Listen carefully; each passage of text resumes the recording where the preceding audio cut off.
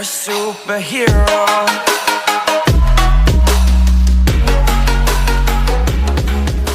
Dahil sa sobrang takot ay agad na tumakbo ang lalaki ng buong bilis. Hingal na hingal siya habang patuloy na tinatangkang makatakas, at habang tumatakbo ay napapamura siya at paulit-ulit na nagtatanong sa kanyang sarili kung ano ba talaga ang nilalang na iyon. Nang malapit na sana siya sa labasan ay malakas siyang humingi ng tulong, ngunit bigla na lamang siyang inatake. Dahil dito ay hindi niya naipagpatuloy ang kanyang pagtakas at bumagsak siya sa lupa. Habang nakadapa ay napagtanto niyang tila malapit na ang kanyang katapusan. Kaya napaisip siya kung dito na lamang ba talaga siya mamamatay.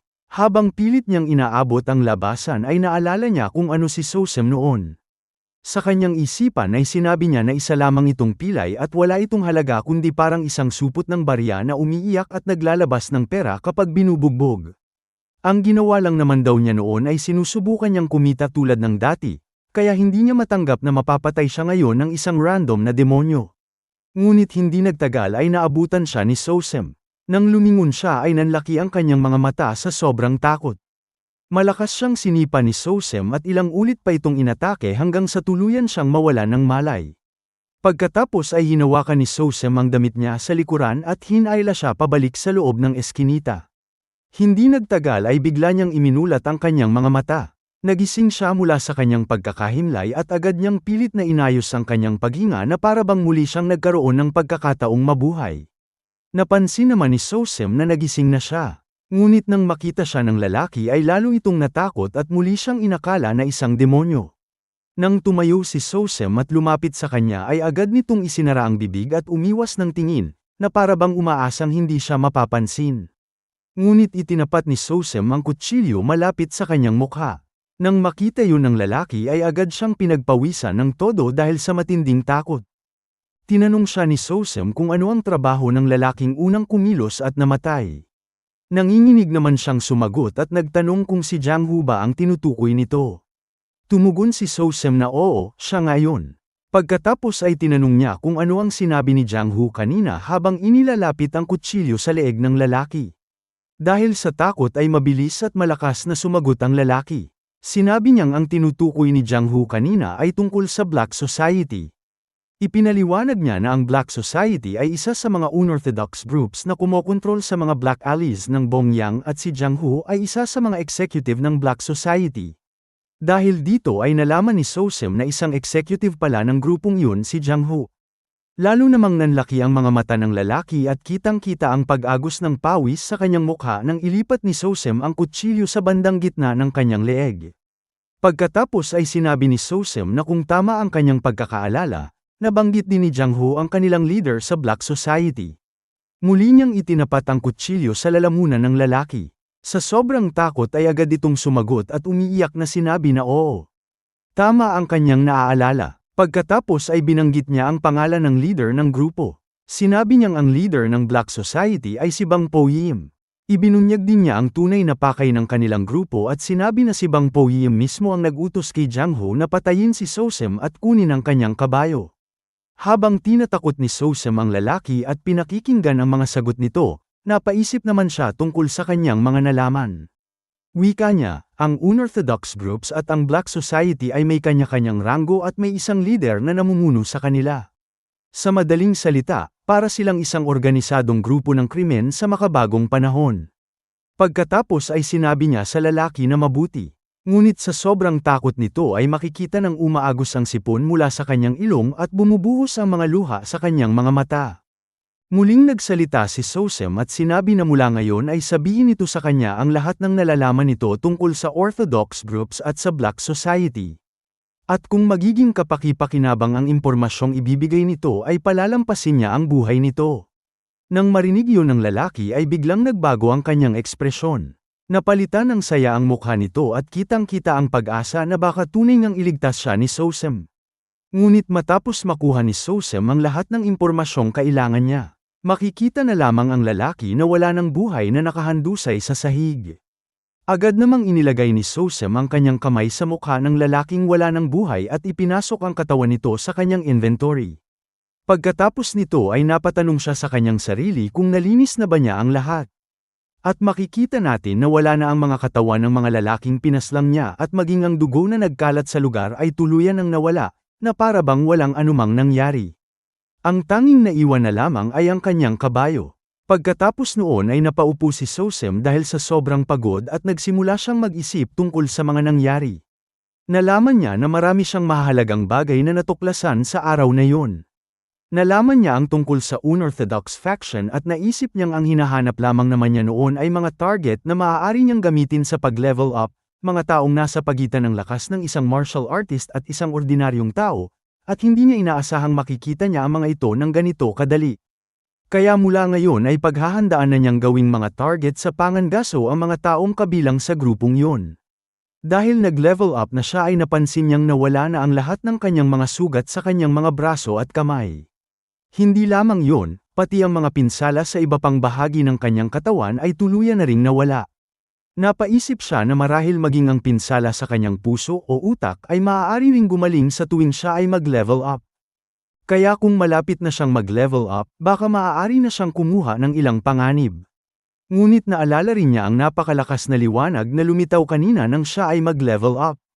Naisip niya na isa rin itong malaking kapintasan ng pag-level up dahil kahit maganda itong tingnan ay malaki ang posibilidad na maakit nito ang atensyon at magdala ng panganib sa kanya. Dahil dito ay napagdesisyonan niyang kailangan niyang makahanap ng paraan upang maitago ang liwanag na iyon. Pati na rin ang paggamit ng inventory bilang paraan ng pagpatay ay hindi niya maaaring gawin ng basta-basta. Kailangan niyang tiyakin na walang sino mang makakahuli sa kanya. Naisip niya na ang isang hunter na nagtatago sa gitna ng mga prey ay kailangang magmukhang ordinaryo at katulad lamang ng iba. Kapag hindi siya naiiba sa mga nakapaligid sa kanya, saka lamang siya tunay na magiging pinakamahusay na hunter. Kaya ang pag-level up ay kailangan niyang gawin matapos niyang tapusin ang kanyang pangangaso o sa isang lugar kung saan tanging mga prey lamang ang naroroon. Pagkatapos nito ay tumayo muli si Sosem. Hinawakan ang tali ng kabayo at hinayla ito palabas ng maliit na eskinita. Habang papalabas siya ay napaisip siya na kung naging mas maingat o mas malakas lamang si Jiang Hu ay maaari sana itong maging isang mapanganib na sitwasyon para sa kanya. Hindi na sapat ang proteksyong ibinibigay ng kanyang pagpapanggap bilang isang pipi. Kailangan niyang mabilis na lumakas nang hindi napapansin ng ibang tao at kailangan niyang pumatay ng mas maraming taong mas malakas kaysa sa kanya. Iyon ang malinaw niyang napagtanto. Ngunit bago pa man niya matapos ang kanyang iniisip ay bigla na lamang may isang taong hamarang sa kanyang daraanan at hinawakan siya sa balikat. Tinanong siya nito kung siya ba si Sosem. Biglang napahinto ang ating bida at tiningnan kung sino ang taong nasa kanyang harapan. Walang kabog-abog ay agad siyang tinanong nito kung siya ba ang pumatay kay Machil. Habang hawak siya ng lalaki sa balikat ay tila may ginagawa itong paraan upang makumpirma kung tama ang hinala nito. Flashback. Bago pa dumating ang isang tao sa kwadra kung saan naroon ang ating bida, biglang lumitaw ang kanyang status window at isang mensahe mula sa system ang nagsabing, "A critical error has occurred. A critical error has occurred in the Merem online system. There will be no issues proceeding with the game." Habang binabasa ito ni Sosem ay napaisip siya na matapos niyang mag-level up sa level 2 ay biglang lumitaw ang error window na ito. Maingat niya itong pinagmasdan at naisip na malamang ay siya mismo ang dahilan ng error. Dahil ayon sa kanya, hindi naman siya dapat umiiral sa mundong ito, ngunit nagagamit pa rin niya ang game system ng Merem Online, kaya marahil ay nagmumula ang problema sa pagkakaibang yun. Gayunpaman, napaisip siya kung ang mismong pag-iral niya rito ay hindi rin ba isang critical error. Ngunit agad din niyang napagtanto na wala nang saysay ang pag-iisip tungkol dito sa ngayon, kaya pinindot niya ang lumitaw na status window. Makikita rito ang kanyang iba't ibang katangian at maingat niya itong pinagmasdan. Napansin niyang may bago sa kanyang status, dahil ang mga stats na dati ay puro question marks ay nagbago na at naging mga gauge bar. Kaya napatanong ang ating bida kung may kaugnayan din ba ito sa critical error. Posible raw na dahil hindi kayang sukatin ng eksakto ang realidad gaya ng isang laro, kaya nagbago ang paraan ng pagpapakita ng kanyang stats. Pagkatapos ay pinindot niya ang bahagi ng skills at lumitaw ang ilan sa mga kasanayang taglay niya. Naroon ang slash, thrust, black, at throw, na pawang mga passive skills na karaniwang lumilitaw kapag lumilikha ng character sa Merem Online. Ngunit may isang bagong skill na agad na nakakuha ng kanyang atensyon. Napatanong siya kung ano ang kasanayang yun at nakita niyang ang pangalan nito ay Spirit Eye. Sinabi niya sa kanyang sarili na hindi pa niya kailanman nakita ang teknik na ito. At wala ring anumang hiwalay na paliwanag tungkol dito, kaya nagtaka siya kung anong uri ng skill ang Spirit Eye. Nang pindutin niya ito ay agad na nagpakita ang status window ng mensaheng, natugunan na ang mga kondisyon para sa pag-activate ng Spirit Eye. Kasunod nito ay automatikong na-activate ang Spirit Eye at biglang lumitaw ang isang numero sa kanyang paningin. Ang numerong nakalagay ay 20, at ipinaalam ng system na may isang kalabang may level difference na 10 o higit pa na papalapit sa loob ng 20 metro. Mabilis namang nagsimulang bumaba ang countdown mula 20 patungong 19, 18 at 17.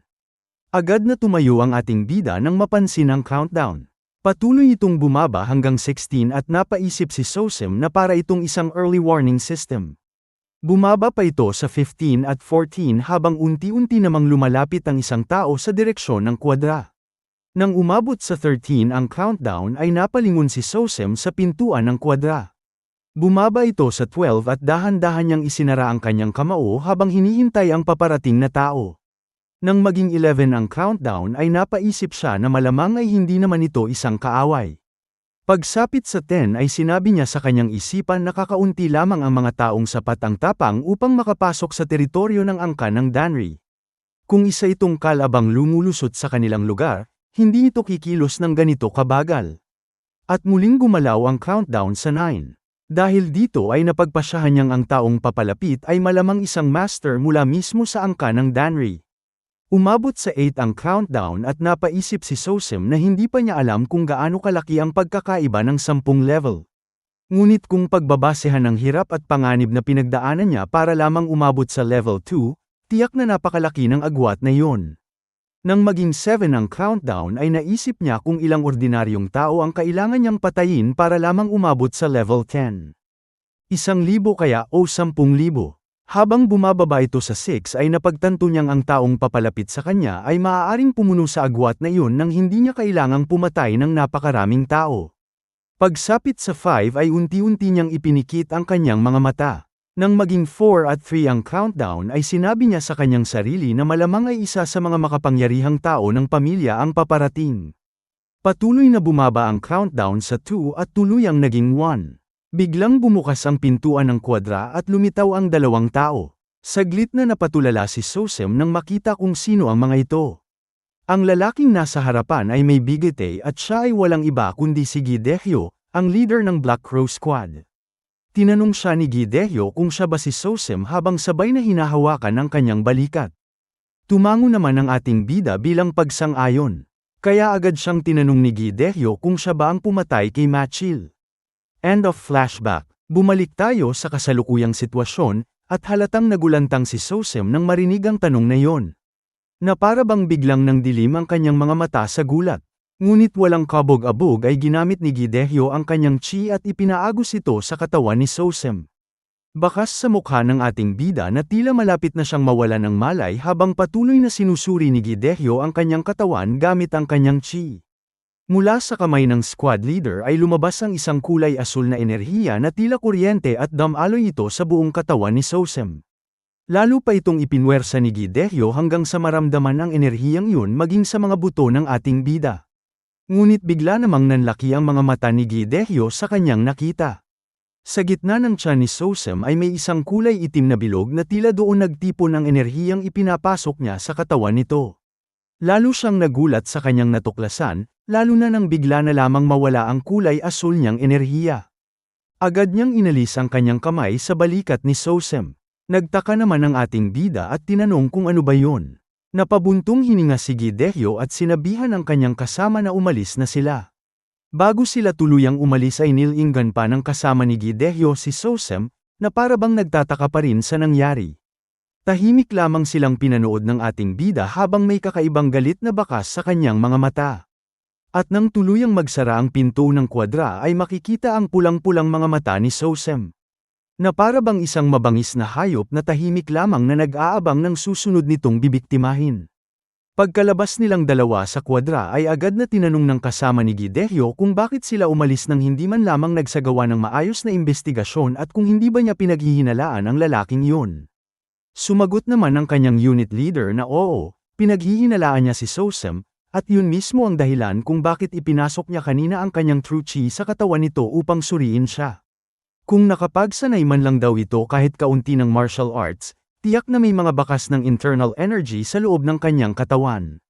Nang marinig yun ng kanyang kasama ay agad siyang nagtanong kung ano ang resulta. Sumagot si Gidehyo na walang laman ang kanyang katawan at wala man lang kahit kaunting internal energy. Ordinaryong tao lamang daw si Sosem na hindi kailanman natuto ng martial arts. Habang nakatingin sa bilog na buwan sa kalangitan ay napaisip si Gidehyo kung ang lahat ng mga taong namatay ay tunay ngang nagpakamatay at hindi pinatay. Kung talagang may isang epidemya ng pagpapakamatay, ilan pa kaya ang kailangang mawala ng buhay bago ito tuluyang matapos? Sa gabing maliwanag ang buwan, taliwas sa mga pangamba ni Gidehyo, biglang nawala ang sunod-sunod na kaso ng pagpapakamatay sa Bongyang. Ngunit kapalit nito ay may panibagong hanging pumapatay na nagsimulang umihip sa buong Bongyang. Habang malakas na bumubuhos ang ulan sa kalaliman ng gabi at sa ilalim ng bilog na buwan ay makikita ang napakaaktibong bayan, kung saan patuloy pa ring abala ang mga tao. Sa loob ng isang tavern ay maririnig ang usapan ng dalawang lalaki. Habang umiinom ang isa sa kanila ay mariin niyang ibinagsak ang kanyang mangkok matapos itong ubusin at pinunasan ng alak na kumalat sa kanyang bibig. Pagkatapos ay tinanong niya ang kasama kung narinig na ba nito ang kwentong pinag-uusapan ng mga tao. Tinanong naman siya ng kasama kung anong kwento ang tinutukoy niya at kung ang ibig ba niyang sabihin ay ang nameless hero. Agad naman niyang sinabi na syempre ay narinig na niya yun at malamang ay wala ng taong hindi nakakaalam tungkol sa kanya. Pagkatapos ay malakas niyang sinabi ng kanyang kasama na dapat itong tawagin bilang Lord Nameless Hero. Masaya at may pagmamalaki niyang sinabi na nilalampaso raw ng taong yun ang mga walang kwentang tao mula sa mga Orthodox faction. Agad naman siyang sinaway ng kanyang kasama at binalaan na hinaan ang kanyang boses dahil kapag may ibang nakarinig sa kanila ay maaaring mapahamak sila. Ngunit hindi na niya ito pinansin at pasigan niyang sinabi na hayaan na nilang marinig dahil sa mga makapangyarihang Orthodox faction ay nalipol na raw ang White Tiger Unit at ang Red Wolf Gate.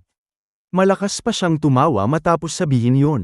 Muli naman siyang sinaway ng kanyang kasama at sinabing tumahimik siya. Dagdag pa nito, hindi ba't mayroon pang isang lugar na natitira? Ang Black Society. Binalaan niya ito na kapag narinig sila ng mga taong yun ay hindi magiging maganda ang kanilang kahihinatnan. Ngunit tila lasing na ang kanyang kasama at matapang na sumagot na sila rin ang susunod na mawawasak.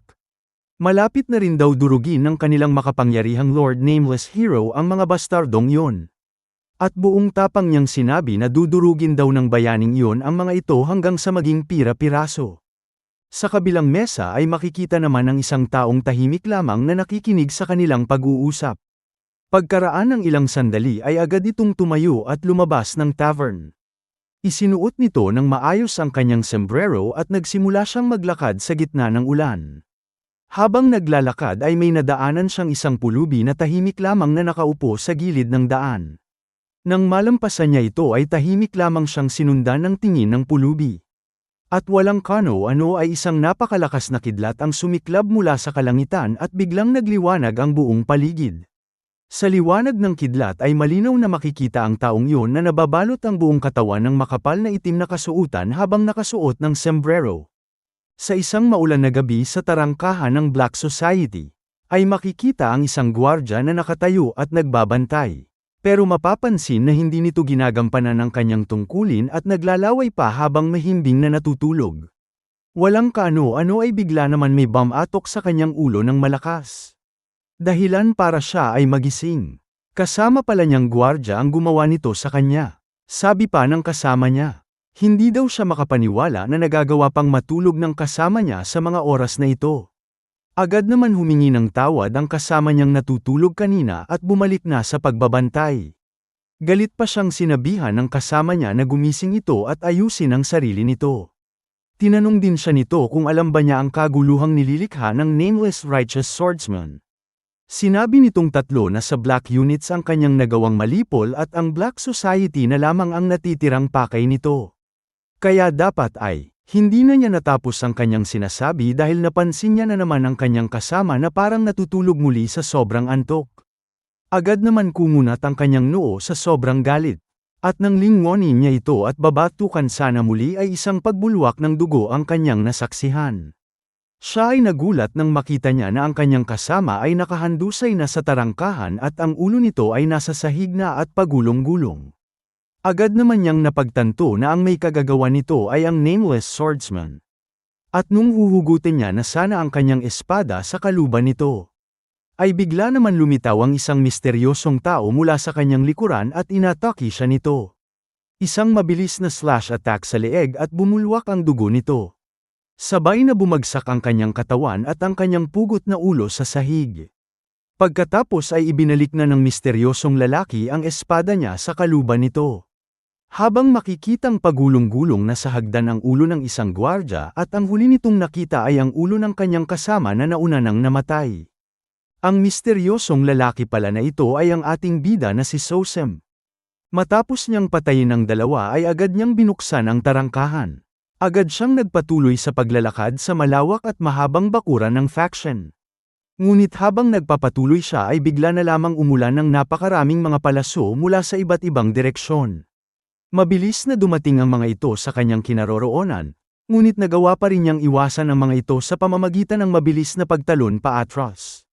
Pagkatapos ay lumaki ang mga mata ni Sosem sa kanyang nakita. Nakita niya ang daang-daan na miyembro ng faction na ito na dala-dala ang kanilang mga sandata at naghahanda sa kanyang pagdating.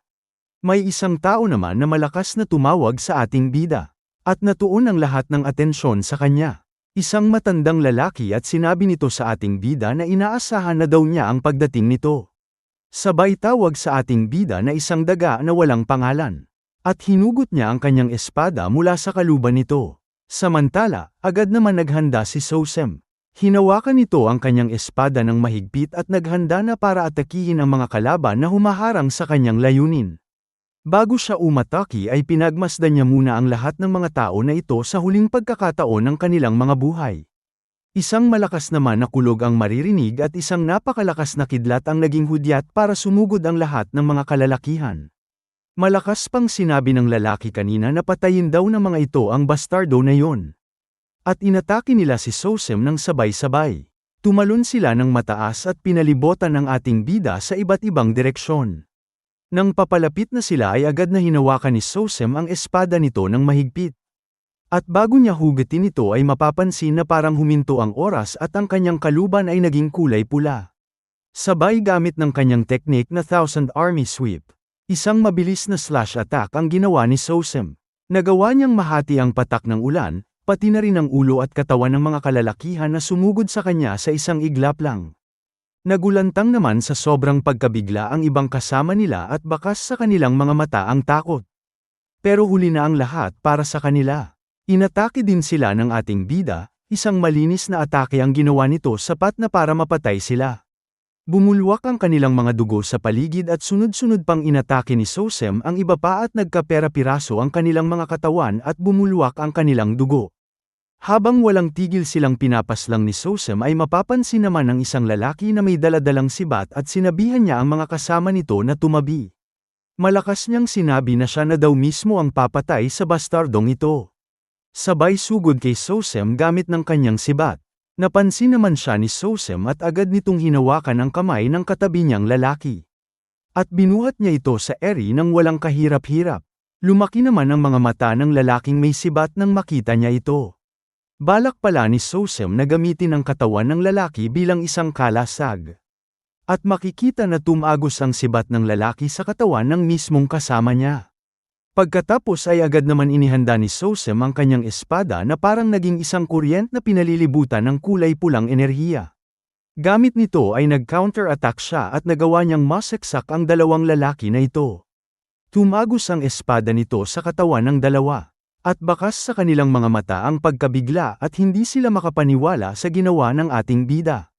Pagkatapos ay sabay silang napaluhod sa harapan ng ating bida habang unti-unti nang nawawala ng buhay. Mapapansin naman ang isang kalbong lalaki na pasugad na kay Sosem, hawak-hawak ang kanyang sandata at handa nang tapusin si Sosem. Malakas niyang sinabi na wala na daw takas si Sosem sa kanya. Sabay atake kay Sosem gamit ng kanyang sibat. Napansin naman siya ni Sosem at balak niya sanang mag-counter-attack. Subalit, siya ay napahinto at nagulat nang hindi niya mahugat ang kanyang espada sa katawan ng dalawang tao dahil ang isa sa kanila ay pinipigilan nito. Napangiti naman ang kalbong lalaki dahil dito at sinabi na ito na daw ang magiging katapusan ni Sosem at ibigay na lang daw ng ating bida ang leeg nito sa kanya. Pero, inilabas naman ni Sosem ang kanyang inventory at isang liwanag ang lumitaw sa kanyang likuran. Mula sa kanyang inventory ay may lumabas na sandata at direkta nitong tinamaan ang ulo ng kalbong lalaki at nahati ito. Bago siya tuluyan mawala ng buhay ay napatanong pa siya kung paano daw yun nangyari. Isang kutsilyo daw ang bigla na lang lumitaw mula sa likuran ng ating bida. Naibaba naman ni Sosem ang kanyang depensa sa pag-aakala na wala nang may susunod pang sumusugod. Ay bigla naman siyang nagulat nang may isang tao ang bigla na lang sumaksak sa kanyang tagiliran. At pagkatapos ay sadya niyang pinutol ang kanyang espada at tumalon palayo. Napaluhod naman ang ating bida dahil sa sugat na kanyang natamo. Tumawa naman ang taong sumaksak sa ating bida at pagkatapos ay sinabi niya na sa wakas daw ay nakatama din siya ng isang malinis na atake. Sabay tapon sa putol niyang espada. Hinawakan naman ni Sosem ang naiwang party ng espada sa kanyang tagiliran at aakmang huhugutin niya ito. Habang ginagawa niya ito, sinabihan naman siya ng lalaki na nung makita daw niya kung paano pinagsasaksak at pinabagsak ni Sosem ang kanyang mga tauhan, inakala niyang isa itong halimaw. Ngunit ngayon ay napagtanto niyang tao lamang pala si Sosem, at isang tao na maaari rin niyang patayin. Pagkatapos ay hinugot na ni Sosem ang putol na espada at bumulwak ang dugo nito. Makikita naman sa mga mukha ng mga kalalakihan ang tuwa nang makita nilang sugatan ang ating bida at sa likod ng kanilang mga ngiti ay isang masamang hangarin ang kanilang nais gawin sa ating bida. Samantala, hindi naman tinapon ng ating bida ang dulong bahagi ng espada at sa halip ay ginamit niya ito para tanggalin ang kanyang sombrero. Nagulat naman sila nang makita nila ang mukha ng ating bida. Napapaisip sila kung bakit daw ang bastardong ito ay nagagawa pang ngumiti. At walang kaano-ano ay bigla na lang nagbago ang ekspresyon ng ating bida. Naging parang isang mabangis na hayop na ito sa ngayon na may mapupulang mga mata. Makikita din natin na parang nasisiyahan pa siya sa mga nangyayari. At gamit ng kanyang sandata at ang naiwan na bahagi ng espada ay walang pagdadalawang isip niyang sinugod ang natitira pang mga kalalakihan na parang isang baliw na handang pumatay na walang pakundangan. Makalipas ang ilang sandali ay lumipat naman ang eksena sa ibang bahagi ng lugar ng The Black Society. Habang patuloy ang malakas na pagbuhos ng ulan, hindi kalayuan sa pasukan ay may isang barong-barong at naroon ang isang lalaki na tahimik na nagtatago sa likod ng malaking bato habang maingat na pinagmamasdan ang paligid. Habang takot ang lalaki ay napansin niya ang unti-unting paghina ng mga sigawan mula sa loob at napaisip siya kung talagang napapatay ng iisang tao lamang ang lahat ng kanyang mga kasama. Napamura siya at hindi makapaniwala sa kanyang iniisip. Pagkatapos ay napahawak na lamang siya sa kanyang ulo habang nag-aalalang sinabi sa kanyang isipan na kaunti lamang naman ang ginawa nilang pang-aabuso sa mga tao. Sangkot lamang daw sila sa ilang human trafficking, nagbebenta ng mga babae, nagbebenta ng alak, at pumapatay ng ilang bagay na hindi man lamang mukhang tao. Ngunit kahit ganoon ay napaisip siya kung bakit parang sila pa ang naging biktima. Marami raw namang ibang tao sa mundong ito na mas masahol pa kaysa sa kanila. Ngunit dahil mas malalakas ang mga yon, sila lamang ang naging father. Napakagat siya sa kanyang daliri habang muling napamura at napagtanto na kailangan niyang patayin ang taong yun dito at ngayon din. Ito ay dahil ang lihim na lagusang kinaroroonan niya ay direktang humahantong sa Paradise Manor, ang mismong tirahan ng kanilang leader. Sa gitna ng kanyang pag-aalala ay bigla niyang narinig ang isang malakas na sigaw mula sa loob, at mukhang yun na ang huling sigaw mula sa kanyang natitirang tauhan. Dahil dito ay napamura siya at matapang na sinabi sa kanyang isipan na bahala nang gawin ng bastardong ito ang lahat ng kanyang gusto. Naisip niya na nasa kanya ang kalamangan dahil madilim ang lugar at mas sanay silang lumaban sa ganitong sitwasyon. Pagkatapos ay nilinggan niya ang kanyang mga kasama sa likuran na may hawak na mga pana at palaso. Nang muli siyang humarap sa tarangkahan ay nakita niya ang isang tao na nakatayo sa labas nito. Agad niyang inutusan ang kanyang mga tauhan na paulanan ng palaso ang taong yon. Kaagad namang lumabas mula sa barong-barong ang napakaraming palaso patungo sa taong nakatayo sa harap ng tarangkahan. Direkta itong tinamaan at bumagsak sa lupa. Nang makita yon ay napatanong siya kung patay na ba ito, sa pag-aakalang yon na ang nameless righteous hero. Ngunit bigla siyang napalingon nang makarinig ng isang malakas na tunog mula sa kanyang likuran. Nakita niya ang isa niyang tauhan na napugutan ng ulo at bumulwak ang dugo nito. Nagulat naman ang dalawa pa niyang kasama nang masaksihan yon. Walang kaano-ano ay sunod-sunod din silang pinabagsak, dahilan upang tuluyang mapuno ng takot ang lalaki.